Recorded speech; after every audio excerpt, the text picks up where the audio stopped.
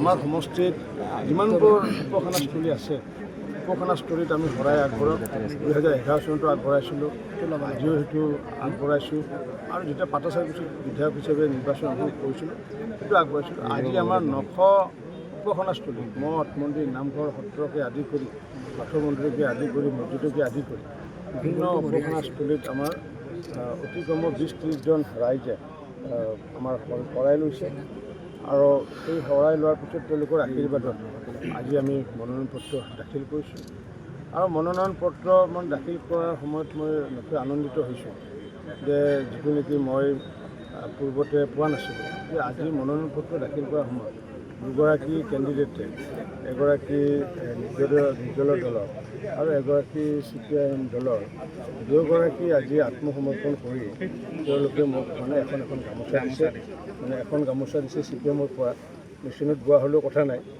আত্মসমৰ্পণৰ এটা চিন এটা আৰু এখনে দিছে মানে নিচুকাৰ আগতীয়াকৈ শুভেচ্ছা জনালে নেকি? আগতীয়াকৈ শুভেচ্ছা জনাইছে মই ধন্যবাদ জনাইছোঁ তেওঁলোকক আৰু লগতে এই চেগতে মই আমাৰ সমষ্টিৰ যিসকল বয়োজ্যেষ্ঠ নাগৰিক আই মাতৃ আছে তেওঁলোকৰ মই শ্ৰীচৰণত সেৱা লৈছোঁ আৰু যিসকলে সমবয়সীয়া বা মোতকৈ কনিষ্ঠ তেওঁলোকৰ পৰা মই শুভেচ্ছা বিচাৰিছোঁ আৰু সমান্তৰালভাৱে মই এইটো আহ্বান জনাইছোঁ যে আমাৰ অসম গণ পৰিষদ আৰু ভাৰতীয় জনতা পাৰ্টীৰ কাৰ্যকৰ্তাসকলে দুয়োটা সমষ্টি জিকোৱাৰ কাৰণে সংকল্পবদ্ধ।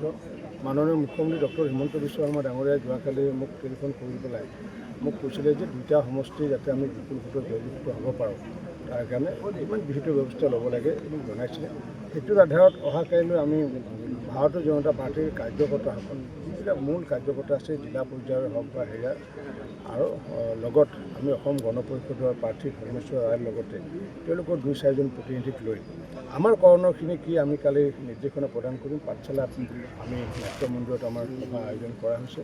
গতিকে মই আপোনালোকৰ জৰিয়তে দুয়োটা সমষ্টি ৰাইজকে আহ্বান জনাইছোঁ যে ভাৰতীয় জনতা পাৰ্টী বা NDAৰ প্ৰাৰ্থী হিচাপে ভৱানীপুৰ সৰভোগ আৰু ইয়াতে অসম গণ পৰিষদ তথা NDAৰ প্ৰাৰ্থী হিচাপে যাতে আমাৰ ধৰ্মেশ্বৰ ৰায়ক যাতে আমি জয়যুক্ত কৰিব পাৰোঁ তাৰ কাৰণে সকলো ৰাইজকে সহায় সহযোগ কৰিবলৈ মই আহ্বান জনাইছোঁ।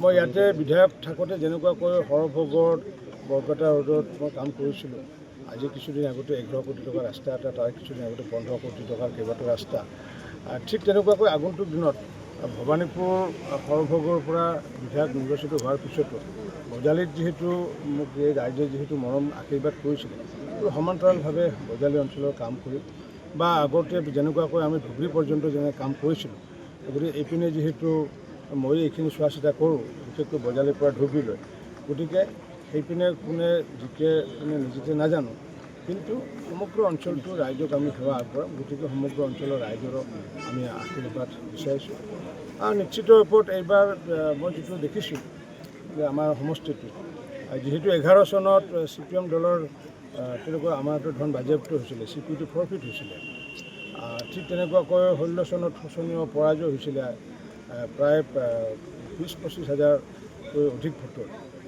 প্ৰায় 30 হাজাৰতকৈ অধিক ভোটত পৰাজিত হৈছিলে।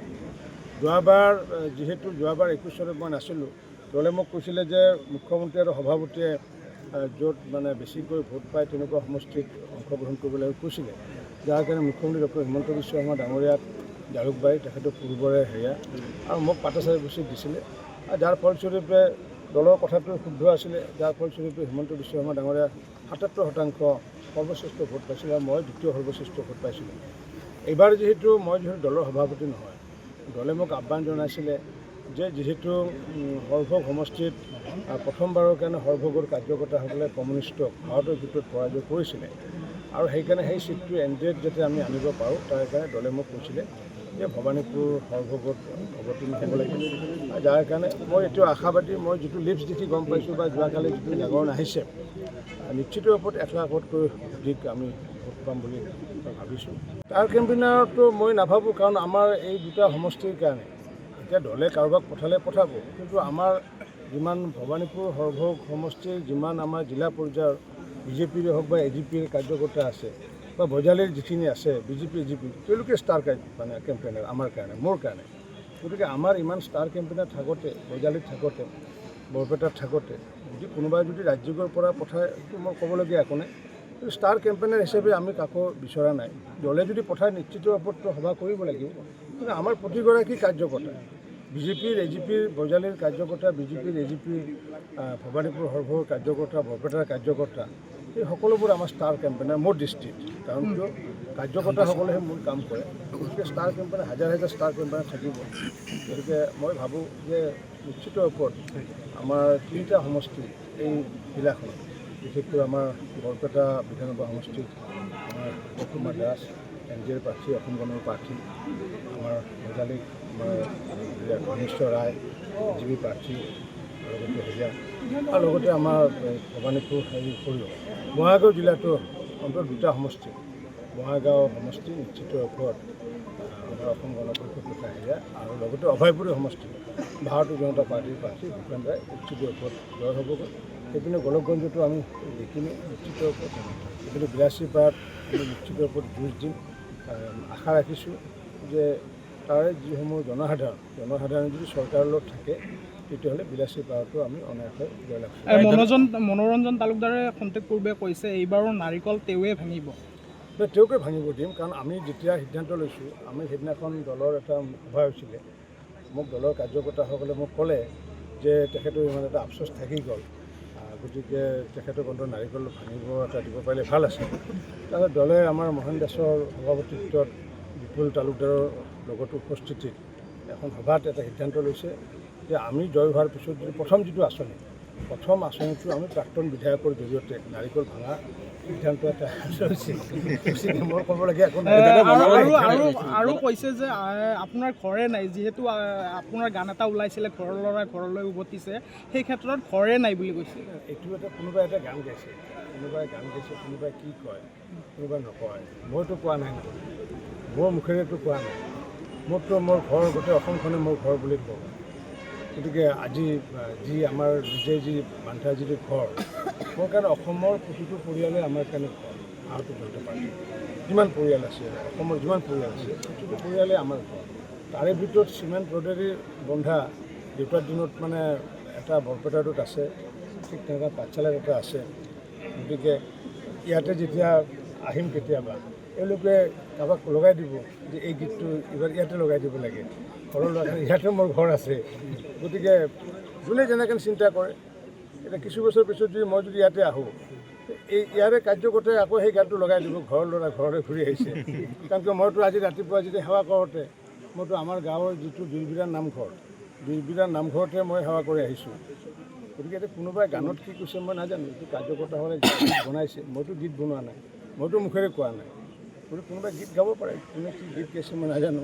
গতিকে মোৰ কাৰণে সকলোবিলাকে ঘৰ, মোৰ কাৰণে বজালীখনৰ ঘৰ, মোৰ কাৰণে আমাৰ যি বৰপেটা জিলাখনৰ ঘৰ, আৰু মোৰ কাৰণে অসমখনৰ ঘৰ। গোটেই হওক আমি সেৱা কৰিব লাগিব। বিমলা প্ৰসাদ চলিহাই বদৰপুৰৰ পৰা নিৰ্বাচিত হৈ আহিছিলে, অসমৰ সেৱা কৰিছিলে। সৰ্বানন্দ সোণোৱাল ডাঙৰীয়াই ডিব্ৰুগড়ৰ ল'ৰা, মাজুলীৰ পৰা নিৰ্বাচিত হৈছে, অসমত সেৱা কৰিছে। হিমন্ত বিশ্ব শৰ্মা ডাঙৰীয়া পূব গুৱাহাটীৰ পৰা আছিলে, জালুকবাৰীৰ পৰা নিৰ্বাচিত হৈ পেলাই সেৱা কৰিছে।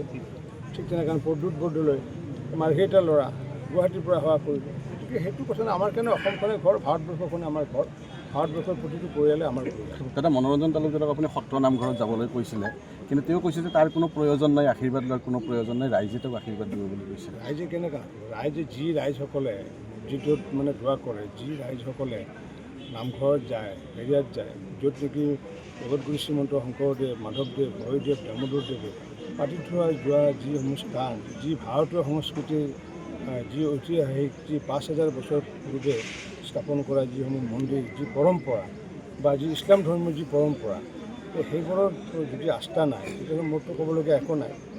সেইকাৰণে মই এইখানে এই দুখন গলত লোৱা নাই, সেইকাৰণে লোৱা নাই। কাৰণ কিয়, তেওঁ যদি এখন নামঘৰত দিলেহেঁতেন বা মছজিদত যদি দিলেহেঁতেন, মছজিদত সেৱা কৰি বা নামঘৰত সেৱা কৰি বা কিবা পূজা কৰি আহি দিলে, তেতিয়া মই গলত লৈ থাকিলোহেঁতেন। কিন্তু এতিয়া তেখেতে আত্মসমৰ্পণৰ বস্ত্ৰ হিচাপে লৈছোঁ, আত্মসমৰ্পণ মোক অভিনন্দন জনাইছে।